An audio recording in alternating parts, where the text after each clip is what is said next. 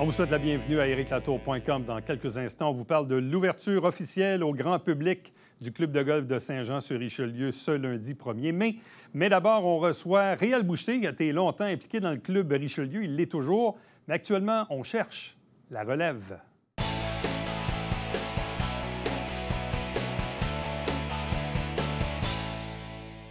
Le club Richelieu, ici même à Saint-Jean-sur-Richelieu, s'apprête dans pas très long à célébrer son 75e anniversaire. Ça existe depuis fort longtemps. Il y a probablement des gens dans vos familles respectives qui en ont déjà fait partie. Mais la relève est au cœur des préoccupations pour la suite. Et notre invité a lui-même été président à quelques occasions du club local ici. Mais il y a un CV bien garni aussi dans le club Richelieu International. C'est l'ingénieur à la retraite, Réal Boucher. Bonjour et bienvenue. Enchanté, Eric. À la retraite, oui? À la retraite, complètement? Oui, complètement. Complètement. J'ai même décroché pas mal d'organisations aussi, parce que, comme tu te rappelles, j'ai été impliqué un petit peu partout en même temps. Mais effectivement, j'ai dû, pour des raisons de santé, j'ai dû m'absenter, malheureusement, parce que j'aimais ce que je faisais à l'époque. Mais ne sachant pas le matin si ça va bien aller, bien, j'évite de prendre trop d'engagement. C'est sage. J'ai pas le choix. Expliquez-nous un peu, le club Richelieu, là, vous-même, là, quand vous êtes rentré là-dedans, là, il y a plusieurs décennies, plusieurs années, comment on rentre dans le club Richelieu? Qu'est-ce qui fait que vous êtes arrivé là un jour? En fait, c'est plusieurs événements. Il faut quand même comprendre qu'à l'époque où mes beaux-frères m'ont sollicité, j'avais déjà Maître Luc Boulet qui était là, j'avais aussi Yves Benioche qui était là. Donc, il a dit, tu devrais venir. Sauf que le problème, je ne cadrais pas vraiment avec tous les qualificatifs que ça prenait à l'époque. Imagine, j'ai attendu 2 ans avant qu'on m'accepte comme membre Richelieu. Et ce qu'on n'aura pas aujourd'hui en passant. Donc, et pourquoi ça a pris 2 ans? En fait, c'est simple. OK, le club, à l'époque, avait un surnombre, dans le sens que passer 60 membres, là, ça commençait à être quand même difficile à administrer.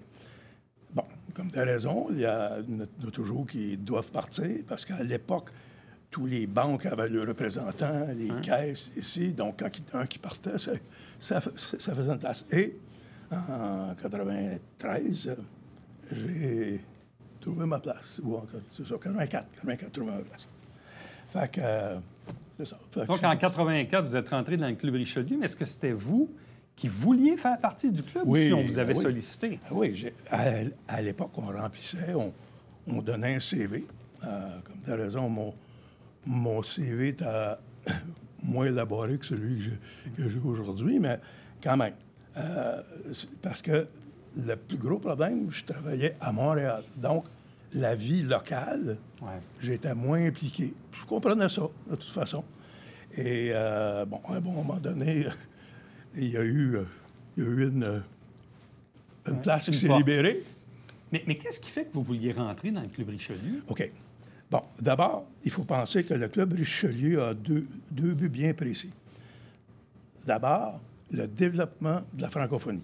Non, il ne faut pas confondre avec défense de la francophonie. Okay? Et, bien entendu, l'aide à l'enfance. Ça va. Il y a plus que ça. En fait, c'est que quand tu adhères à un club, comme le club Richelieu, il y a le volet amitié, il y a le volet développement de la personnalité. Tu n'as pas le choix. Lorsque tu arrives dans un souper, le souper est organisé de telle façon que tu n'as pas le choix que de t'impliquer. Parce que tu dois amener des anecdotes, tu dois te défendre contre des anecdotes qui te concernent. Donc, en fait, ça développe la personnalité de chacun. Jusqu'à un bon moment donné où on dit, regarde, là, tu t'en vas sur le conseil d'administration. Oh, on prend du galon encore un peu. Donc, toutes ces choses-là ont fait que, effectivement, j'ai suivi la présidence du club, la présidence de Richelieu International, la présidence de la Fondation Richelieu International. Donc, j'ai passé à travers d'à peu près tous les postes qui existent dans le Richelieu International. Donc, moi, ça m'a emmené beaucoup. Et c'est pour ça que quand j'allais inviter des gens à faire partie du club, bien, c'est facile. Parce que je pouvais me donner un exemple. Ce qui rendait la tâche facile. Sauf qu'aujourd'hui, d'abord, je ne suis plus au même niveau au niveau des jeunes, parce qu'on essaye d'amener des jeunes. Oublie ça. Eux, aller perdre une soirée, un souper, une rencontre, le développement de la personnalité, eux autres, c'est le développement des pouces et des index. Fait que c'est plus difficile d'amener les jeunes. Il y en a. Sauf que tu ne peux pas les amener à toutes les semaines ou à toutes les 2 semaines à une rencontre fixe. Ils ont besoin de plus de liberté. Et ça, à ma présidence internationale en 2005-2006, j'avais déjà sonné l'alarme à l'international en disant, écoutez, faites attention, là. J'ai l'impression qu'on se distance. Il va falloir changer pour être capable d'amener les jeunes. Écoutons les jeunes, partons d'abord à un club jeunesse, puis demandons-leur comment ils veulent fonctionner. Et comme de raison, tous les bons clubs sont tous administrés par des gens un peu plus âgés. Donc, on dit, il n'y en a pas de problème. Mes doléances vont tomber dans l'oubli. Okay. Et effectivement, ce qui est assez particulier, j'avais dit à l'époque, si tu ne faites pas attention, en 2025, 2030, on n'aura plus personne. On n'aura plus. Ouais. Puis, là, jusqu'à 2020, je ne suis pas trop payé.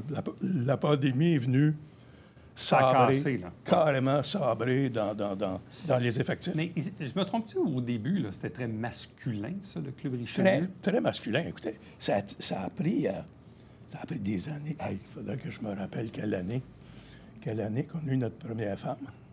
Hein? Mais aussitôt... En fait, c'est Saint-Jean, comme beaucoup d'endroits, a été pas les derniers, mais pas les premiers non plus, à accepter les femmes. Et écoute, quand on a voulu accepter la première dame, il y a 2 vieux membres Richelieu, ils disent, si vous acceptez une dame, nous, on démissionne. Et c'est ce qui est arrivé. Mais on est en quelle année, à peu près, là? Écoute, je dirais qu'on était dans les années 95. OK, c'est pas si loin que ça, là. Non. C'est pas si loin que ça, quand même. Non. Mais là, aujourd'hui, il y a des femmes, là. Bon. Ah oui. Ben oui. Il y a des hommes, il y a des femmes, il y a des plus jeunes. Mais visiblement, comment je dirais, le leitmotiv de faire partie de ce genre de clubs sociaux-là, ça ne représente peut-être plus ce que ça représentait à votre époque, à vous. Oui, puis on est mal placé, les gens plus âgés, à trouver les bons arguments aux gens plus jeunes pour les amener. Ouais. Tu vas pouvoir les amener à une rencontre, ils vont partir de là, ta petite chanson, puis les blagues entre vous autres, là. Vous pouvez faire ça sur Internet, puis je vais être anonyme en plus. Oui. C'est complètement différent, comment je te dirais, l'environnement global de tout ça ne se compare même pas. Ouais, c'est parce que la vie sociale a changé aussi, comme vous le dites. Bon, à une certaine époque où il n'y avait pas Internet et les médias sociaux d'aujourd'hui, quand les gens voulaient socialiser, ils allaient au bar, ils allaient à la taverne, ils étaient membres de clubs comme le Club Richelieu, Club Lyon, ou d'autres types de clubs sociaux. Donc, la dynamique des clubs sociaux a changé. Est-ce que ça veut dire que la mission peut rester la même, mais la vocation ou les activités pour y arriver doivent changer ou évoluer aujourd'hui? La mission peut rester la même. D'abord, comme tu vois, on a conservé 2 activités qui nous est chères. Bon, pour la francophonie, la dictée Richelieu, qui vient d'avoir lieu, et le tournoi de pêche pour la partie au niveau des jeunes. Ça, c'est les 2 activités phares du club. C'est gros, le tournoi de pêche, là, c'est une grosse affaire. Là. Une grosse affaire. Je suis toujours impressionné de voir le nombre de monde le long de la bande du canal à chaque année. Puis cette année, on a quelque chose d'assez particulier. On a demandé, parce que c'est Parc Canada, avec la bande, pour la bande du canal, on a demandé d'avoir... parce qu'avant, on faisait hot dog, puis on impliquait beaucoup les membres Richelieu. Un bon moment donné, ils nous ont dit plus de bouffe sur la bande du canal. Là, de fil en aiguille, on a continué à travailler. Là, il y a Tremcar cette année qui nous amène sa vanne à hot dog. Donc, effectivement, on va avoir on va avoir de la bouffe. Là, il reste combien de membres ici, localement? Écoute, il y en a 14 d'enregistrés. Je te dirais qu'on est 10 aux rencontres. C'est lourd pour ceux qui restent. Et nos capacités étant à la baisse, bien, comme de raison, on ne peut pas se taper autant d'ouvrages. C'est sûr que si vous êtes 10 versus 60, on s'entend que c'est quand même une grosse différence. Là. Mais ceci dit, est-ce que tous les clubs Richelieu vivent à peu près la même chose dans notre monde moderne? OK. Faut distinguer les grosses agglomérations puis les régions. Ah oui. OK? Moi, tu vas au niveau de Rimouski en montant, puis tout ça, au niveau Brunswick, l'Ontario, écoute, c'est comme avant. C'est comme avant. En fait, ils sont rendus à peu près comme nous ici, à l'époque. Mais dans les grands centres? Dans les grands centres, c'est que la tentation de faire d'autres choses est beaucoup plus grande. Puis, comme de raison, avant, il faut penser à une chose aussi. Ouais. Chaque organisme qu'on aidait avant a maintenant sa propre fondation. Là, quand on veut aller vendre des billets pour un souper, une cabane à sucre... Il y a plus de compétition qu'avant. Regarde, on n'est même plus là. On est même Je comprends. Tu sais, c'est pour ça que c'est pas facile. Et comme de raison, la sauterelle qui saute puis qui a une plaque de verre, là, à un bon moment donné, même si ça enlève la plaque de verre, elle ne sautera pas plus haut. Si vous aviez à faire un discours de vente aux gens qui nous regardent, des jeunes là, qui sont dans le monde des affaires puis qui auraient le goût de s'impliquer, pourquoi on devrait faire partie du Club Richelieu? Pourquoi ce club-là devrait-il survivre encore plusieurs décennies? Pourquoi? Je vais commencer par te donner mon exemple. Moi, quand je suis arrivé au niveau du Club Richelieu, on était nombreux, à chaque fois que j'avais besoin d'un service, mettons, j'avais besoin d'un plombier, je regardais dans le club, il y a un plombier, hey, tu peux-tu venir faire ça? J'avais besoin de quelque chose, mettons, je parle de n'importe quel outil, n'importe quel meuble. Donc, c'était des gens, en fait, c'était notre réseau d'affaires. Un réseau d'affaires, un réseau de contacts, un réseau d'entraide. Exact. C'était pas le but, sauf que ça nous était donné avec notre affiliation. Maintenant, pour les jeunes, c'est sûr qu'il y a peut-être un avantage pour les jeunes de voir comment on est capable, en personne, pas derrière un écran, pas derrière un clavier, pas derrière... tu sais, d'être capable d'arriver puis de dire aux gens, écoute, moi, ma business, il y a quelque chose qui ne marche pas ce matin. Là. Je ne sais pas comment. Attends, on va te trouver... Vous êtes en train de dire, dans le fond, qu'il faut réhabiliter les relations humaines en vrai, en personne, que c'est encore payant de se voir. Oui. Tu sais, des mentors, là, ça va mal à maudit, c'est un écran. Là, si tu es capable d'avoir un mentor à côté de toi, à chaque fois que tu as une décision à prendre, puis te donner un petit coup de main. Ça n'a pas la même couleur et la même saveur. Pas tout à fait. Réal Boucher, merci infiniment. Donc, président à 2 reprises du Club Richelieu ici à Saint-Jean, mais président aussi du Club Richelieu international, quand même. Oui. Vous avez monté haut dans la hiérarchie du Club Richelieu. Il ne faut pas aller plus haut. Non, il ne faut pas aller plus haut. Rendu en haut, on pitch en bas. Réal Boucher, merci beaucoup. Ça fait plaisir, Éric. Restez avec nous. On vous revient après ceci.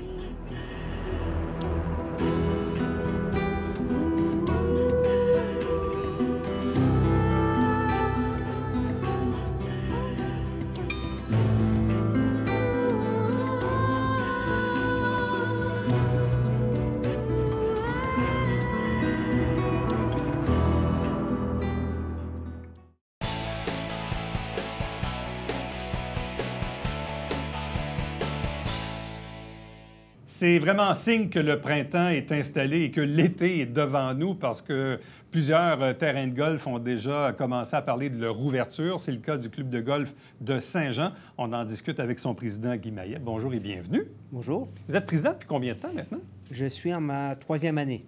Bon. Comment les choses ont-elles évolué entre il y a 3 ans et aujourd'hui pour la situation du club de golf? Bien, je pense qu'avec la pandémie, il y a beaucoup de gens qui se sont remis au golf. En grande partie parce qu'il n'y avait rien d'autre qui était autorisé. Donc, ils ont repris goût. Donc, l'achalandage est au rendez-vous. Il y a 2 ans, on a fait des records, 35 000 rondes de jouer. L'an passé, c'était un peu moins, mais on était quand même en haut de 32 000 rondes. Et pour nous, en haut de 28 000, on fait nos frais. Donc, pour nous, c'est bon. C'est une bonne nouvelle. Donc, la pandémie a été bonne pour le golf. Oui, oui. C'est drôle à dire. Hein? C'est drôle à dire, mais c'est ça. C'est sûr que pendant la pandémie, par contre, tout le volet hôtellerie, restauration, évidemment, ça nous faisait mal a aussi. écopé. Oui. Mais là, maintenant, là, dans le fond, c'est le meilleur des deux mondes. Parce que là, si vous avez suffisamment de joueurs et qu'en plus, on peut opérer la restauration, là, C'est ça. Puis cette année, justement, on a mis beaucoup d'emphase. On a embauché une nouvelle directrice de la restauration, nouveau personnel, des nouveaux menus. Donc là, on est un peu nerveux. Là. On lance ça jeudi, mais on est confiant qu'on va avoir une très bonne saison. Bon, tout le monde parle de pénurie de main-d'œuvre. Chez vous, ça se vit comment dans l'opération golf ou dans l'opération restauration? Avez-vous des enjeux? Oui, bien, c'est surtout en cuisine. Là, on a des enjeux. Mais là, on a trouvé 2 personnes, un cuisinier, un assistant cuisinier. On est confiant que ça va bien aller. J'ai réussi à recruter une très bonne directrice qui a beaucoup d'expérience, qui a parti plusieurs restaurants déjà. Donc, ça nous aide, nous amène beaucoup de conseils. Le volet restauration, ça occupe quoi dans l'organisation d'un club de golf? C'est majeur, c'est important, c'est des revenus, c'est d'être vivant, c'est d'être présent? C'est un peu de tout ça. Donc, ça amène une atmosphère club qui est pour les membres, c'est très important. Donc, après une partie, ils peuvent revenir, s'asseoir sur une belle terrasse, prendre une boisson, discuter, parler de leur jeu. C'est très important. Mais pour nous, le volet restauration nous permet d'opérer sur 12 mois plutôt que sur 6 mois. Et l'an passé, la période, là, à partir de la fin octobre, aller jusqu'à la mi-janvier, c'était très occupé. Les fêtes de Noël, les mariages, les réceptions d'affaires, les groupes. Donc, ça nous permet quand même d'aller chercher de bons revenus. Bon, et qu'en est-il pour les semaines et les mois à venir? Est-ce que la salle est quand même pas mal occupée, réservée? Oui. Déjà, ce week-end, on a la compétition des bras de fer ou des gros bras, je sais pas drôle. Et ça va être très occupé au club. Et les mariages et tout ça, oui. Oui. Donc, ce week-end, il va y avoir des problèmes de stationnement, c'est garanti. Puis, il y a des mariages. On a le brunch La Fête des Mères qui arrive bientôt avec un menu extraordinaire à un prix compétitif. Puis, c'est un des messages que j'aimerais lancer, c'est que le club est maintenant un club ouvert au public. Donc, le message, parfois de la misère à passer, mais il est ouvert pour les golfeurs, mais il est ouvert aussi pour ceux qui veulent venir prendre une bière ou une coupe de vin ou venir manger. On est ouvert au public. Bon, ça, c'est important parce qu'il y a 2 volets dans ce que vous dites là. D'une part, le club de golf de Saint-Jean est ouvert au public depuis plusieurs années maintenant. C'était même avant la pandémie. Mais pour certains, on a encore parfois, à tort, la perception que c'est un club privé et qu'on ne peut pas y aller. Bon. Mais même aussi pour la partie restauration, ce que vous dites, c'est que s'il y a un brunch de la Fête des Mères, pas obligé d'aller jouer au golf pour aller manger là. Exact. Tout à fait. Et non seulement ça, les mères qui viennent manger avec leur famille vont recevoir un droit de jeu pour jouer cette année. Donc, tu sais, on essaie de faire de la publicité pour que les gens, tu sais, rentrent au club. Ils viennent essayer notre cuisine. Puis, comment se porte le terrain? Parce qu'on le voit tous et chacun. Même, je taquine des amis à moi qui habitent à Québec ou au Saguenay. Disons que la fonte des neiges s'est faite en accéléré. J'ai vu de votre côté que rapidement, les équipes ont commencé à entretenir le terrain, enlever les toiles, et tout. C'est quand même... Ça représente quoi, partir une saison de golf? Ça prend 1 mois. Par le temps qu'on enlève la paille et les bâches sur les verres, c'est 1 mois de travail. 1 mois? Oui. Donc, on a rédigé une politique. Il y a toujours des gens qui voudraient jouer aussitôt que la neige est fondue, puis qui jouent jusqu'à temps au dernier flocon, au premier flocon en novembre. Bien, on ne peut pas faire ça. Ça prend des semaines pour fermer un terrain de golf, puis ça prend 1 mois pour l'ouvrir. Cette année, on est chanceux. L'hiver a été bon. Donc, les allées sont comme si on était en plein été, là. On peut jouer aux règles d'été. C'est incroyable. Les terrains sont verts. Ils sont de toute beauté, les bien drainés verts, aussi. Les verts, il y en a quelques-uns qui ont subi un peu de dommages. Rien d'extraordinaire. Ça va se corriger dans les semaines à venir. Au tout début, pour une couple de semaines, le verre de pratique va être fermé. Puis on va dire aux joueurs, bien, le verre de pratique, c'est le verre du premier trou. C'est le verre du premier trou. Vous arrivez sur le premier trou, essayez une coupe de potes, puis là, faites votre pote. Est-ce que le terrain est relativement bien drainé? Est-ce que l'eau s'est beaucoup absorbée? Oui, ça a très bien été. Puis les quelques spots où l'eau avait tendance à s'accumuler, cette année, on a fait 450 pieds là, au printemps de drain pour aider encore. Donc le terrain est en très bonne condition. On a coupé une trentaine d'arbres cet hiver qui étaient morts ou malades. L'automne dernier, on avait un programme où les membres pouvaient acheter un arbre. Donc, on a replanté 35 belles arbres à des endroits stratégiques. C'est bien. Bon, parce que ça reste quand même un terrain qui existe depuis le début des années 20. Oui. Incroyable quand même, là. C'est incroyable. L'an dernier, on a célébré le 100e anniversaire de l'incorporation du club. Oui. Et cette année, c'est le 99e ouverture. Donc, l'année prochaine, ça va être la 100e fois que le club ouvre pour jouer au club. Et qui dit vieux club de golf, dit aussi vieux arbres, là, parce que c'est un peu ce qui fait la beauté et le charme du club. C'est-à-dire qu'on est en plein cœur de la ville, en bordure de la rivière, et il y a des arbres qui sont incroyables, qui sont majestueux. Oui, au fil du temps, il y en a qui meurent, puis bon, il y a un cycle, là. La maladie s'empare de certains parfois, mais il y a un héritage important au niveau des arbres, là. Oui. Puis on a un beau parcours. Ouais. Il y a de l'eau sur 13 trous. Donc, il y en a pour un peu tout le monde. Donc, du golfeur moyen au très bon golfeur, il peut avoir une bonne partie de golf. Bon, je me rappelle vaguement, l'automne dernier, on faisait des travaux pour allonger le numéro 5, je pense. Non, on a le modifié. On a refait le verre du trou numéro 5. Qui était tout petit, là. Il qui était tout comme petit. un îlot, oui. très difficile à atteindre. On l'a triplé, on l'a abaissé, allongé vers l'avant. Il y a 2 paliers. On a triplé sa superficie et il devrait être prêt pour la Saint-Jean-Baptiste. Ça, c'est l'objectif qu'on s'est donné. OK, il n'est pas encore. Il reste encore des travaux à faire. Là. Comme mon expert m'expliquait, l'herbe, c'est un peu comme un jeune adolescent. Donc, il est bébé, après ça, il devient adolescent. Il faut attendre qu'il soit mature pour qu'il se reproduise. Donc, ça prend 4 à 5 mois. Donc, nous, on vise la Saint-Jean-Baptiste. Bon. Combien reste-t-il de membres au sein de la corporation là, du club de golf? En date de ce matin, on est à 309 membres. Ah oui? 143 actionnaires là-dessus. Oui. Et cette année, on a reçu quand même, en date de cet après-midi, 36 nouveaux membres. Donc, moi, je pense qu'on va se rendre à 350 là, pour l'été. Bon, et ça, c'est un chiffre qui est bon pour vous, ça, d'avoir tout près de 350 membres, de tout près de 150 actionnaires. Ce sont des ratios qui sont corrects pour vous? Puis, qu'est-ce qui est payant? Il faut que ça soit comme les dernières années. Les rondes jouées sont presque 50-50 entre les membres et les gens de l'extérieur. Parce qu'un membre, il paye son abonnement. Évidemment, oui. Qui joue pas, qui fasse beau, qui fasse pas beau, le club reçoit des fonds. Mais le gars qui vient jouer de l'extérieur, lui, il paye son droit de jeu. Donc, c'est beaucoup plus payant qu'un membre qui va jouer 110 parties. C'est sûr. Donc, c'est pour ça qu'il faut garder un équilibre. Et ce ratio 50-50, public et membres, c'est un bon chiffre pour vous? C'est une bonne cible? C'est excellent pour nous. Est-ce que vous vous comparez parfois avec d'autres clubs de golf qui ont vécu peut-être une transition un peu comme la vôtre, non, plus ou moins? Non, je ne sais pas s'il y en a d'autres qui ont vécu le genre de transition, là, mais non, je n'ai jamais fait de comparaison. Il y a quelques années, évidemment, le club avait vécu, disons, des difficultés financières assez importantes, la dette et tout ça. Qu'en est-il aujourd'hui de la santé financière de l'organisation? Elle se porte mieux, beaucoup mieux. On a toujours des passifs quand même importants, là, mais l'an passé, on a réussi quand même à racheter 140 000 d'actions privilégiées qui avaient été émises en 2015 pour amener des fonds au club. Puis la dette, on l'a réduit de 90 000 chaque année. Donc, moi, j'ai une vision sur une dizaine d'années là, pour remettre le club là, pleinement en très bonne santé financière. Donc, autant où le club vivait des moments difficiles et beaucoup d'incertitudes il y a 3, 4, 5 ans, autant où aujourd'hui, on n'est plus du tout là maintenant. Là.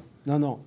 Le club est très bien géré. Exemple, l'an passé, on a pu se permettre de refaire un verre. Ouais. Savez-vous comment ça coûte, refaire un verre? Ça coûte cher. C'est plusieurs centaines de milliers de dollars, ça? 135 000 C'est ça. Ouais, c'est cher. Ouais, c'est incroyable. Fait, on fait des améliorations petit à petit. Malheureusement, on a un vieux club, on a un vieux pavillon. Il y a toujours des imprévus qui arrivent, mais on gère. On a un plan l'investissement sur 3-4 ans. On y va comme graduellement. on peut. Ouais. Pour refaire le pavillon éventuellement? Bien, ça... C'est un gros morceau. Je ne serais plus président, je pense, à C'est l'époque. ça, mais c'est un gros morceau. Oui, c'est un gros morceau. Ouais. Ouais. Et c'est là où on voit où ça coûte quand même, ça coûte beaucoup de sous aujourd'hui opérer un club de golf et tout ce qui vient avec. Il y a beaucoup d'impondérables. Mais visiblement, si les golfeurs sont au rendez-vous, si les clients sont au rendez-vous au niveau de la restauration, si la météo est du bon bord, on va avoir une bonne saison. J'entends de votre côté un discours qui est extrêmement positif, oui. alors qu'il y a plusieurs années, puis pas juste vous, d'autres clubs de golf ou certains même ont fermé. Là. Nous, on a même pu se permettre de rééquiper le club d'une vraie boutique. Ouais. Donc, on a une nouvelle boutique, 75 000 d'inventaire, capacité de commander par catalogue, capacité de changer les poignées sur les bâtons. Donc, vous avez ça aujourd'hui? Oui, on a ça. On est prêt à ouvrir jeudi. Oh, ça, c'est intéressant, ça. On a un programme de fidélité. Donc, même si on n'est pas membre au club, on peut s'abonner aux membres puis avoir des prix très compétitifs. Là, bon, avez-vous quelques tournois à venir? On a une douzaine de tournois cette année. Puis, on essaie de gérer les tournois parce que les tournois, ça empiète quand même sur le temps. Ouais. Donc, on s'est donné une politique, 12 tournois majeurs par année. Pas 2 tournois, 2 fins de semaine d'affilée. On s'est donné un paquet de règles, mais on a atteint nos objectifs. L'ouverture aux membres, c'est fait une semaine avant. L'ouverture au public, c'est le 1er mai? Oui, c'est ça. Donc, les membres, jeudi, puis le public, lundi. Lundi, le 1er mai. 1er mai, oui. Guy Maillet, merci beaucoup. Bonne chance, bonne saison. Bien, merci beaucoup. Merci de m'avoir invité. Plaisir. Bonne journée. Restez avec nous. On vous revient après ceci.